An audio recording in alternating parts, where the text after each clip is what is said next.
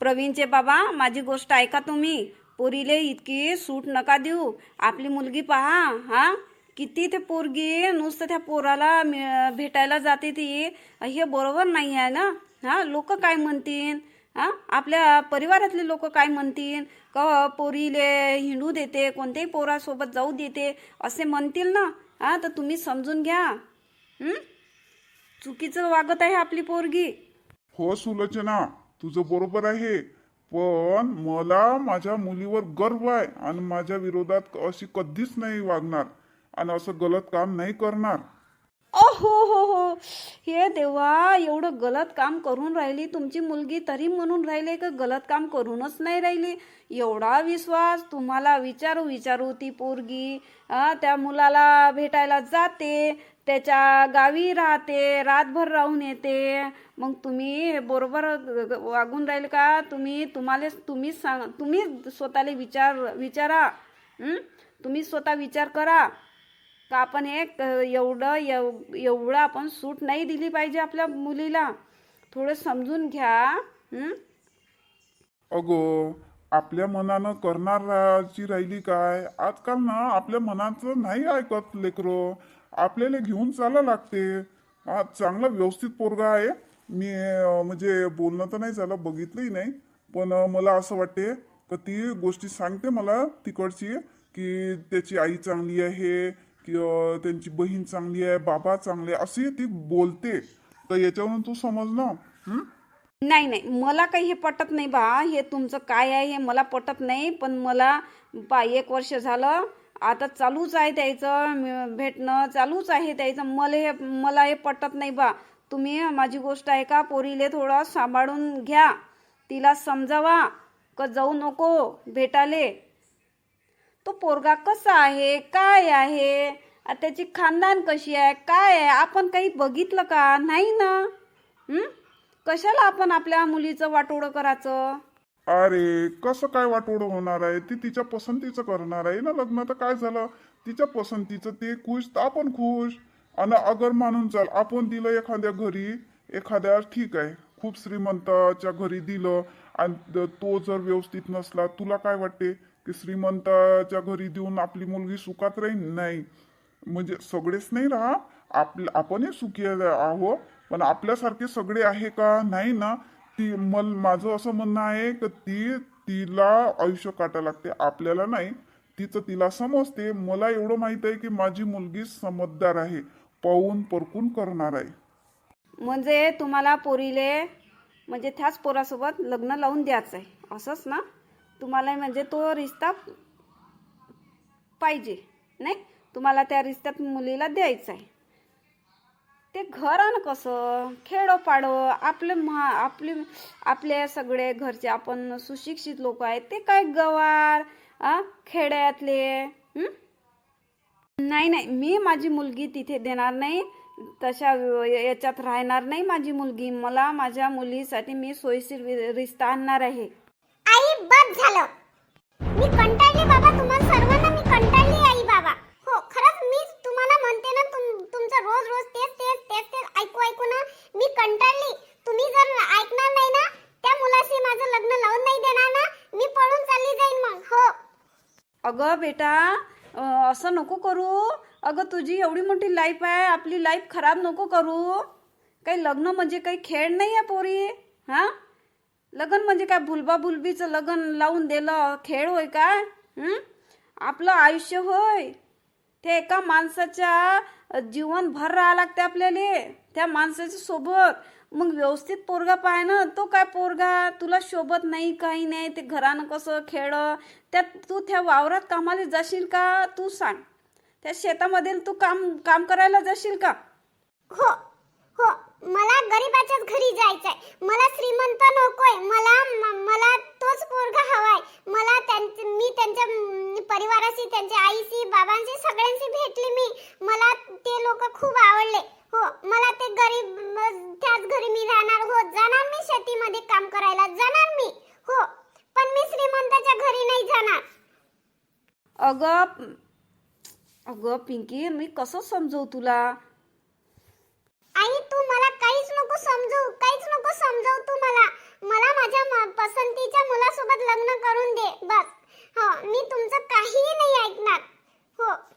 बेटा बेटा पिंकी माझी गोष्ट ऐक.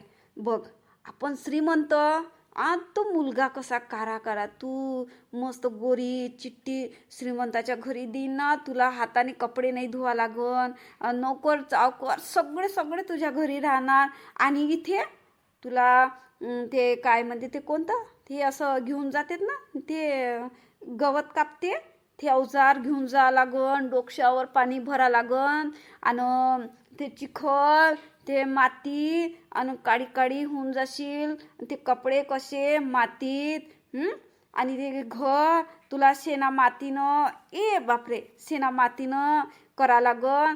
काय तू अशा घरी जातं, किती कष्ट करा लागन तुला. तुला समजते काय?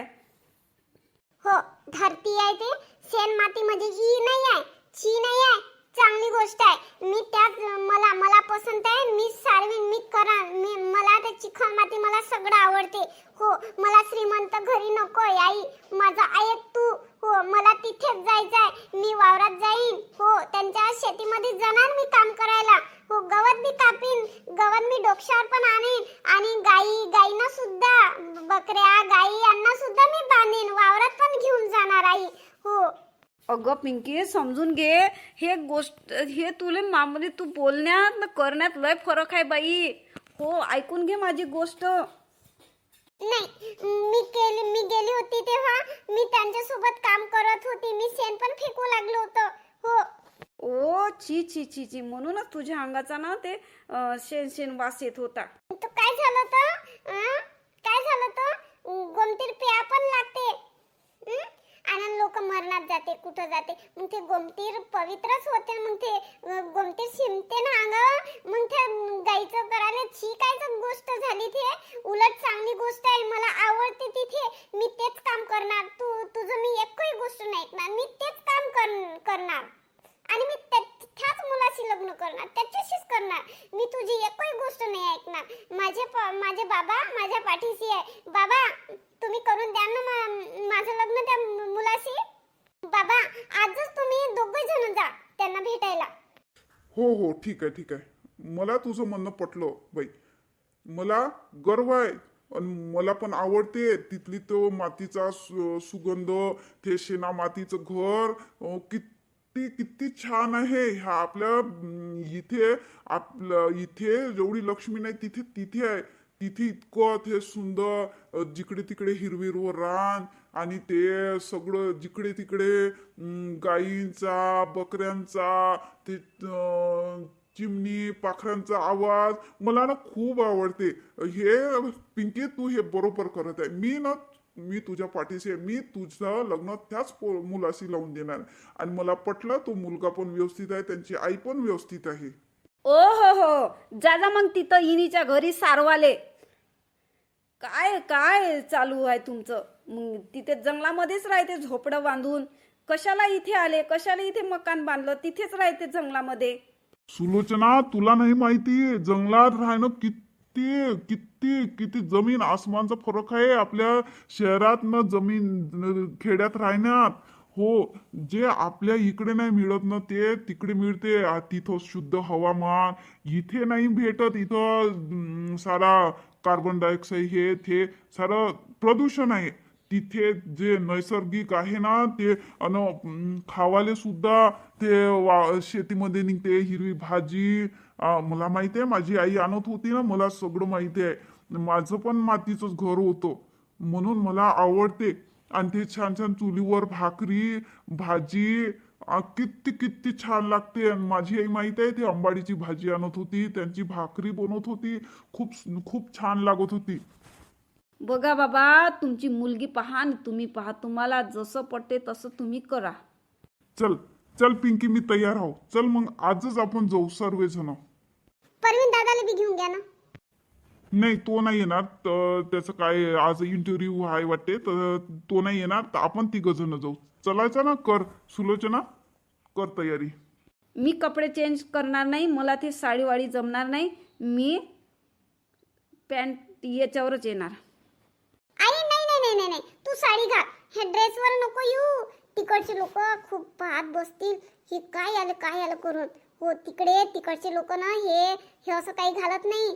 आपल्या इकडे गाऊन साडी म्हणजे गाऊन आणि जीन्स पॅन्ट शर्ट हे घालते, तिथं नाही घालत आई. आई हे सिटी होय, इथं चालते, पण ते खेड होय, तिथे नाही चालत. तिथे तू साडी घालून चाल आई, माझी गोष्ट ऐक. ओह बरं, तुझ्यासाठी करते आता. शिकून घे. बघ माझी मुलगी कशी समजदार आहे. बरोबर आहे तिचं. तिथे नाही चालत हे सगळं. तुला व्यवस्थित चाला लागन तिथे साडी घालून. घाल साडी, चल. असं वाटते मला की तुम्हीच माझे सासू सासरे आहेत. हो चल, कर कर पटकन, जे तयार होऊन ये पटकन. चल मी गाडी काढतो. बाबा बाबा त्यांच्यासाठी काही गिफ्ट नेऊ का आपण? हो जाते वेळेत घेऊ.